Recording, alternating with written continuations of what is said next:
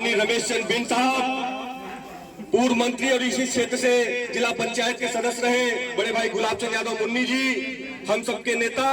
सुख दुख के साथी भाई परवेज खान साहब, जयमंगल जी,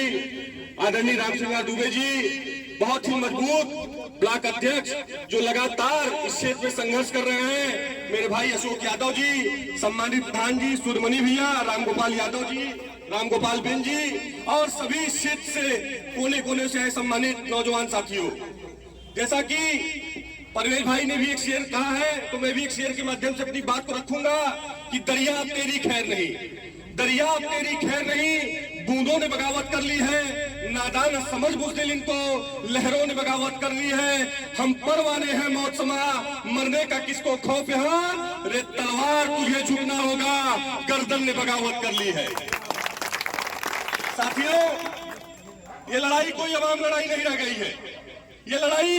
न्याय बनाम अन्याय की लड़ाई है, ये लड़ाई हक बनाम लूट की लड़ाई है, ये लड़ाई सच बनाम झूठ की लड़ाई है, ये लड़ाई संविधान बचाने वालों और बनाम संविधान बेचने वालों की लड़ाई है।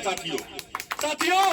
ये चुनाव अब आखिरी चुनाव है, अगर इस चुनाव में हम चूक गए तो शायद अगले पंचवर्षीय में हमें और आपको वोट देने का अधिकार भी न मिले, हमारे और आपके बच्चों का आरक्षण भी छीन लेंगे, संविधान को बदलने जा रहे हैं। इसलिए आप सब नौजवान साथियों से मैं अपील करूंगा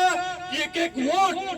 एक वोट संविधान को बचाने के लिए आदरणीय राष्ट्रीय अध्यक्ष अखिलेश यादव को मजबूत करने के लिए दे दीजिएगा। अब चुनाव 4 दिन का शेष बच गया है, आप सबके आशीर्वाद से इसी क्षेत्र से आप लोगों ने मेरे पिताजी श्री कृपाशंकर मिश्र को जिला पंचायत सदस्य बनाया था, मेरी माता श्रीमती गायत्री देवी को जिला पंचायत सदस्य बनाया था और आप ही लोगों के आशीर्वाद से मैं भी नगर पालिका का चुनाव लड़के आया हूँ। जब चुनाव 4 दिन बचता है, अभी हमारे बहादुर साथी विजय मौर्य जी बता रहे थे कि कल शिवपुर में कुछ आरएसएस के लोग आए थे और उन लोगों ने मौर्य समाज में कहा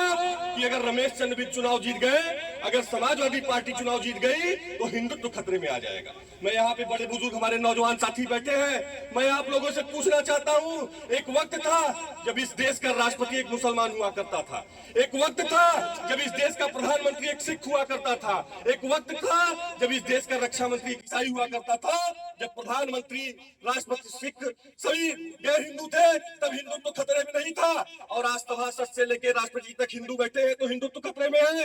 कहीं कोई हिंदुत्व खतरे में नहीं है, भ्रम मत पालिएगा, अगर खतरे में है तो यह देश खतरे में है, देश का इंसान खतरे में, इंसानियत खतरे में है, संविधान खतरे में है, हम और आप खतरे में है। साथियों, इसलिए मैं ज्यादा कुछ लंबा चौड़ा नहीं बोलूंगा, यह क्षेत्र हमारा परिवार की तरह क्षेत्र रहा है, इस क्षेत्र ने सदैव इस बालक को परिवार की तरह स्नेह और प्यार दिया है। मैं आप सबसे इस क्षेत्र का परिवार का होने के नाते ये अपील करूंगा कि एक बार आप अखिलेश यादव जी के हाथों को मजबूत करिएगा। अब अखिलेश यादव जी की ही एक ऐसे इंसान है जो इस देश के संविधान की रक्षा कर सकते हैं। मैं आप सबको बहुत बहुत धन्यवाद देता हूँ, बहुत बहुत धन्यवाद साथियों। जय हिंद, जय भारत, जय समाजवाद।